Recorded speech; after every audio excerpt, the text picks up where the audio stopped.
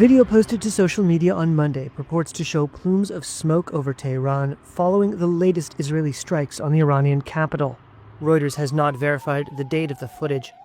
Among Israel's latest targets, Evin Prison, a potent symbol of Iran's governing system. Evin has been the primary site holding Iranian political detainees and security prisoners since the 1979 Islamist revolution.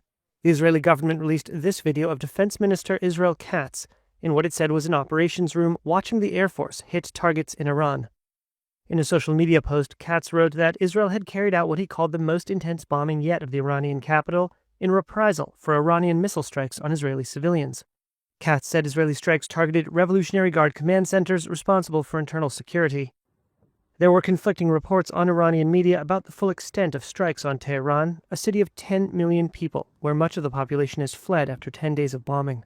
A short time ago, the U.S. military carried out massive precision strikes on the 3 key nuclear facilities in the Iranian regime. The latest Israeli attacks come a day after the U.S. joined the war when American B-2 bombers dropped 30,000-pound bunker busters on Iran's underground nuclear sites. Iran repeated earlier threats to retaliate against the United States. Defense Minister Amir Hatami said the U.S. had received a, quote, decisive response for every crime it committed, and said, quote, this time will be no different. But while Iran has continued to fire missiles at Israel, it has yet to take major action against the United States itself. Neither Iran nor its regional allies have fired at U.S. bases or targeted the 20% of global oil shipments that pass near its coast on the Strait of Hormuz. Oil prices barely budged in the first trading day after the U.S. joined the war, suggesting traders doubted Iran would follow through on threats to disrupt oil supplies.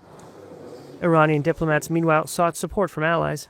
Foreign Minister Abbas Araghchi met with Russian President Vladimir Putin in Moscow. Putin said Russia was making efforts to assist the Iranian people. In Beijing, China's foreign ministry called on all parties to de-escalate tensions.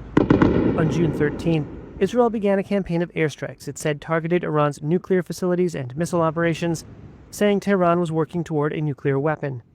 Iran says its nuclear objectives are solely peaceful. This mission was not and has not been about regime change. Trump's administration has repeatedly said that its aim is solely to destroy Iran's nuclear program, not to open a wider war.